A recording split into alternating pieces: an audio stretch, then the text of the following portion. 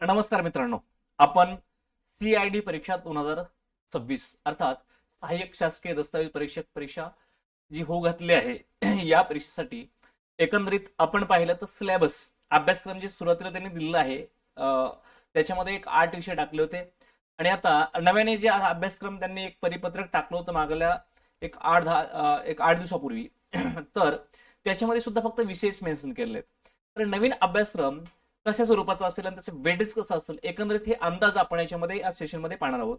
अर्थात जे काही मुलं आपल्यापैकी बरेचसे जातात CID ऑफिसला घेतं की परीक्षेच्या बाबतीमध्ये जे अभ्यासक्रम सविस्तर आहेत तो दिलेला नाही त्या संदर्भात विचार न करण्यासाठी, तर त्याच्यावरनं असं एक दिसतंय एकंदरीत मुलांच्या या भेट देण्यावरून किंवा मागणीनुसार मागणी आहे आणि ते तिकडून अभ्यासक्रम येणारच आहे. परीक्षा कधी घ्यायची TCS ठरवेल. परीक्षा TCS आयोगाच्या परीक्षा अचानक घोषित होतात, त्यामुळे 15 दिवस मिळतील, महिनाभर मिळेल, दीड महिना किंवा 2 महिने मिळतील, तो काय आपण अंदाज सांगू शकत नाही.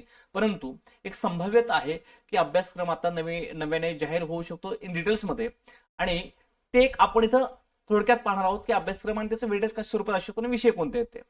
तत्पूर्वी मी तुम्हाला हे सांगू इच्छितो की गुन्हे अन्वेषण विभागाची आपली जी सहाय्यक शासकीय दस्तावेज परीक्षेची परीक्षा आहे यासाठी संपूर्ण 9 विषयांची म्हणजे जे काही आपलं टॉपिक दिले त्या 9 विषयाची बॅच परिपूर्ण बॅच ही आपण लॉन्च केलेलं आहे. सोबतच ज्यांना टेक्निकल बॅच हवी फक्त त्यांच्यासाठी सुद्धा आपण टेक्निकल बॅच जॉईन केली आहे. त्यासाठी या डिस्क्रिप्शन बॉक्समध्ये ॲप लिंक दिली, त्या ॲपवरून तुम्ही ॲप डाउनलोड करून घेऊ शकता त्या लिंकवरनं, किंवा इथं दिला जो 9922485500 हा नंबर आहे त्याच्यावर संपर्क करू शकता किंवा व्हॉट्सअप करू शकता. कालावधी थोडा आहे, पोस्ट चांगली आहे आणि याच्यामध्ये तुम्हाला जर उत्तीर्ण व्हायचं असेल तुमच्या अभ्यासामध्ये याची अजून भर पडेल आणि त्या पद्धतीने आपण इथं घेत आहोत आणि तुम्ही पोस्ट पर्यंत जाऊ शकता. आता या बॅच बद्दल मी थोडक्यात तुम्हाला सांगतो. ही परीक्षा ही जी बॅच आहे टेक्निकल स्पेशल बॅच आणि परिपूर्ण बॅच या दोन्ही बॅचेस चालू झाल्यात कधी 18 फेब्रुवारी पासून चालू झालेले आहेत.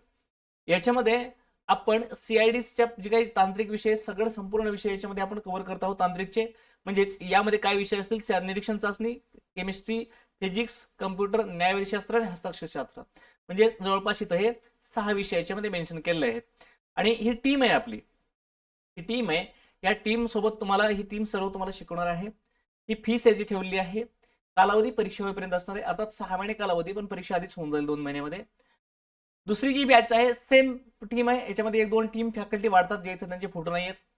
बॅच कालावधी सेम 20 तारखेला चालू झाली फेब्रुवारीच्या आणि ही परीक्षा होईपर्यंत कालावधी याचा. मग याच्यात विषय कोणते असतील तर इंग्रजी, मराठी व्याकरण, इंग्रजी व्याकरण, सामान्य ज्ञान, गणित हे 4 विषय वाढतात याच्यामध्ये. फिजिक्स, केमिस्ट्री, न्यायशास्त्र म्हणजे फॉरेन्सिक सायन्स, हस्ताक्षरशास्त्र आणि निरीक्षण चाचणी हे एवढे घटक याच्यामध्ये संपूर्ण विषय आहेत.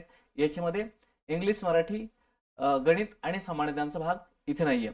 या बॅचची फीस आहे 2199 रुपये आणि या बॅचची फीस 3000 आहे तशी, पण आपण कमी केली आजपासून आणि याच्यामध्ये कुपन कोड टाकलाय तुम्हाला. तो कुपन कोड वापरला, जर 3 दिसले तरी कुपन कोड वापरा तुम्ही, तुम्हाला तिथे फीस ही अगदी 2200 रुपये दिसले, 2199. या बॅचमध्ये आपण संपूर्ण घटक सविस्तर घेणार आहोत. काही विषयाचे लेक्चर रेकॉर्ड टाकणार आहोत, काही विषयाचे लेक्चर आहेत लाईव्ह चालू आहेत घ्यायला. बॅच इथं 2 टेस्ट, डेमो टेस्ट सुद्धा आपण घेणार आहोत शेवटी परीक्षा टायमाला. हे झालं बॅच बद्दल सांगून. आणि बॅच दुसरी कोणी चालूच केली नाही, आपल्याकडे बॅच आहे आणि आपल्याकडे चांगला रिस्पॉन्स सुद्धा मिळाला यांना, त्या बाबतीमध्ये सांगण्यासाठी हा भाग होता. आता लक्षात घ्या, आपल्याकडे जे विषय पहिले मी तुम्हाला इथे मेन्शन करतो. आपला पॅटर्न कसा होतो मी तुम्हाला सांगतो. मी 120 आणि 80चा पॅटर्न आहे, लक्षात ठेवा. म्हणजे मार्क्स ऐका, 100 इकडे बघा, 100 प्रश्न आणि 120, 100 प्रश्न बरोबर 200 गुण, असा हा पॅटर्न आहे. एक दुसरी बाब, हे जे 100 प्रश्नाचं आहे आणि 120 गुण आहेत त्याचं मी तुम्हाला डिवायडेशन सांगतो. आता एक भाग 1 असेल आपला, हा भाग 1 इथं टाकतो मी. भाग 1 मध्ये 60 प्रश्न बरोबर 120 गुण असणार आहेत. ह्या हे झालं. आणि इथे आपला भाग 2 असेल,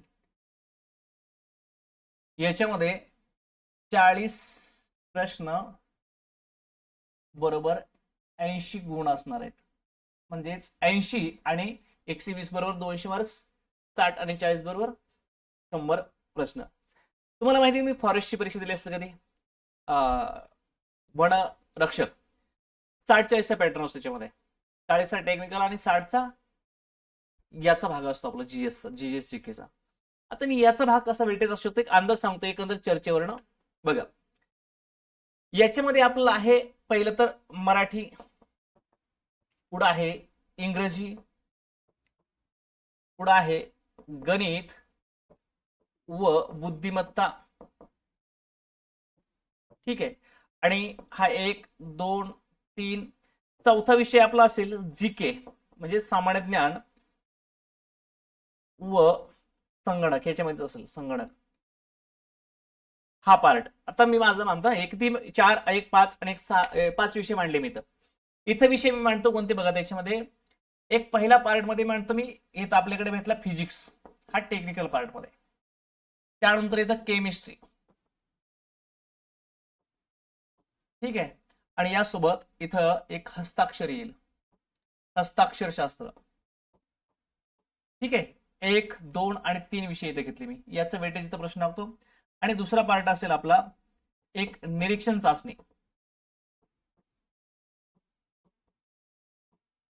ठीक आहे, निरीक्षण चाचणी. आता याचं एक वेटेज सांगतो मी. आता एक सिलेबस दिलेच अधिकृतरित्या, पण एक अंदाज सांगतोय मी. मीही याची परीक्षा पूर्वी दिली आहे. याच्या आधीची 18ला परीक्षा झाली होती, त्यावेळेस दिल्यात. आणि एकंदरीत टीसीएसचा पॅटर्न किंवा हा जर भाग पाहायचा म्हणा तर याचं असं विभाजन होऊ शकतं टेक्निकल 60-40चा. त्यानुसार मी इथं काढतोय. बरं, मराठीला इथं 15 प्रश्न येऊ शकतात. एक 10 ते 15, पण एक सरासरी 15 प्रश्न बघ. कारण 60-40चा पॅटर्न असला की 4 विषयाला 15-15चे वेट येतात. असं असंख्य परीक्षा पाहिल्या टीसीएसच्या. त्यामुळे मी मांडणी करतोय अशी. इथं 15 इंग्लिशला येऊ शकतात, गणित बुद्धिमत्तेला 15 प्रश्न येऊ शकतात, संगणक एक 4-5 आणि एक 3 ते 4 आणि सरासरी जीएसचे 10-12 प्रश्न असे इथं 15 प्रश्न येऊ शकतात. म्हणजेच 15 गुणले 2 म्हणजेच किती व्हायले, 15 प्रश्न बरोबर 30 मार्क्स, 15 प्रश्न बरोबर 30 मार्क्स, 15 प्रश्न बरोबर 30, हे असा याचा पॅटर्न असणार आहे. म्हणजेच 15 तो 60 प्रश्न बरोबर 120 मार्क्स. ठीक आहे, हे असं असू शकतं. कळलं? 60 प्रश्न 120 मार्क्स हा पार्ट. आणि याचा जर आपण एक अंदाज पाहिला तर याच्यात काय होईल, आता याच्यामध्ये अर्धा डिवाइड होऊ शकतं. मे बी 40 प्रश्न आहेत ना. तर केमिस्ट्री फिजिक्सवर, फिजिक्स केमिस्ट्री आणि हस्ताक्षर याच्यावर माझ्या माहिती 7-8 प्रश्न येतील तिन्ही घटकावर. किंवा हस्ताक्षरवर 5 प्रश्न, केमिस्ट्रीवर 7-8 आणि फिजिक्सवर 7-8 असे येऊ शकतात. किंवा मी याच्यामध्ये काय होईल सांगत नाही, पण एक 20 प्रश्न म्हणजेच 40 गुण. आणि हे निरीक्षण चाचणीवर 20 प्रश्न म्हणजेच 40 गुण. अर्थात हे जी प्रश्नांची संख्या पाहिली आपण अशी, तर हे 40 प्रश्न बरोबर 80 गुण हे असा एक फॉर्मॅट होऊ शकतो. म्हणजेच हे 60 प्लस हे 40 आणि हे 120 प्लस 80 म्हणजेच 200. 100 प्रश्न 200 मार्क्स असा हा फॉर्मॅट असू शकतो, असं एक माझं प्राथमिक निरीक्षण आहे. एकंदरीत आताच्या या संपूर्ण अनुभवातून मी एक सांगण्याचा प्रयत्न केला. हे तर तुम्ही या पद्धतीने फोकस करा विषयांना. म्हणजे तुमचे जे विषय आहेत, तुम्ही फिजिक्स केमिस्ट्री हस्ताक्षरला जर 20 प्रश्न 40 मार्कांनी येत असतील, तिथंच निरीक्षण चाचणी 20 प्रश्न 40 मार्कांनी येत असणार. आता निरीक्षण चाचणीमध्ये बी जेवढं डिटेल्स असणार नाही असं मला एक अंदाजे वाटतंय. मराठीमध्ये पाहिलं आपण तर 15 प्रश्न आहेत, 30 मार्क, इथे वेटेज जास्त आहे. इंग्लिशला वेटेज जास्त आहे, गणित बुद्धिमत्तेला वेटेज जास्त आहे. 3 विषय खूप हक्काचे तुमचे इथं. म्हणजेच 200 पैकी 90 मार्कांचा भाग 3 विषयात कव्हर झालेला. जीके संगणकचा भाग खूप मोठा आहे, त्यातमध्ये संगणक छोटा आहे, संगणक मस्त आहे, पण जीकेचा भाग खूप व्यापक असतोय.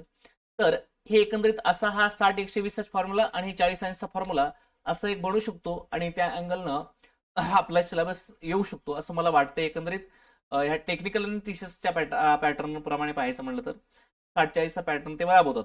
ठीक आहे. आणि मग हे जी काही आपण इकडे टाकलं आणि टेक्निकल इकडे टाकलं आपण, कारण याला महत्व जास्त आहे, म्हणजे तिन्ही एकत्र टाकू शकतो आपण. किंवा असंही होऊ शकतं केमिस्ट्री फिजिक्स एक भाग आणि हस्ताक्षर आणि निरीक्षण चाचणी एक भाग, 40-20-20.